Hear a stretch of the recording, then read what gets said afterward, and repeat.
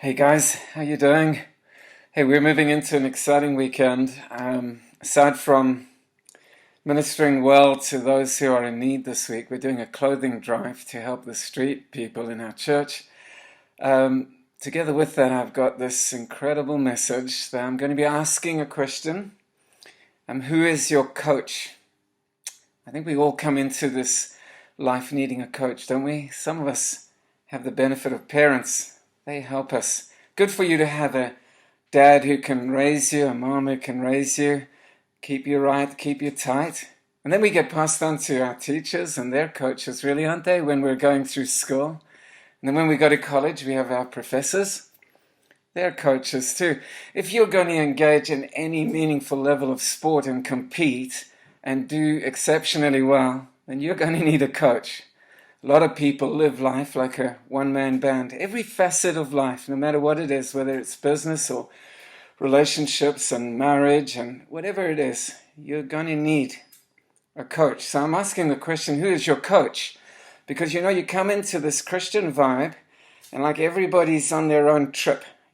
Nobody needs to listen to anybody. Nobody needs to submit to anybody. Everybody's just got their act together because we all have this personal relationship with God. But here's the deal. Jesus looked at people, and the thing that moved his heart with compassion was that they were like sheep that were scattered without a shepherd. So God sets shepherds in the body, pastors, so that people can really do well. If you have a coach in your life, whether you're gymming or whatever it is that you're doing, you're going to do exceptionally well. I love watching the professional surfers and seeing them compete. And one of the natures of those incredible athletes is that they all have coaches. Those coaches probably don't even surf as well as these guys do. They're extraordinary. But they know to hone the talent requires somebody who's got an eye for it and a feel for it and experience of it.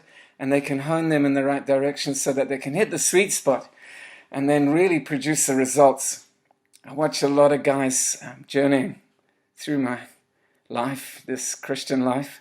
I see a lot of Christians who are really losers. They don't really have it together. You look at their marriages, it's a train smash. You look at their relationship with other guys and girls, it's a train smash. But we've got this thing sorted, we're in love with God. But man, their life is not amounting to anything at all. It's crazy. And so they get this beef going on, this sort of like, when a pastor says, can I nudge you in this direction? Hey, I've got this covered. But you look and you see that it's actually not covered at all. See, when I walk in the gym and my coach sees me coming, he asks me, what have you been eating? And if I tell him and I'm honest, then he's going to say, don't be eating that. And then when I'm on the floor, he's saying, it's this many reps. And then he looks at my form and he says, that's bad form or that's not good form or whatever it is, but he fixes me. And then he looks at what I'm pushing or whatever it is. He says, you need more weight there. And they start to shape you and form you to prepare you to compete. Life is like that. And shepherds, pastors, they got a whole bunch of stuff that comes from the Bible. That stuff applies to every single one of us as believers, not just to pastors who got to rise and shine and be the exception. No, it's for the whole body, for the entire body of believers. It's for everyone. And one of the things coaches, pastors do in the rank and file of our spirituality is that they guide us and they lead us in the right direction based on the scripture. But a lot of people don't want to hear that, just like you don't want to hear from your coach.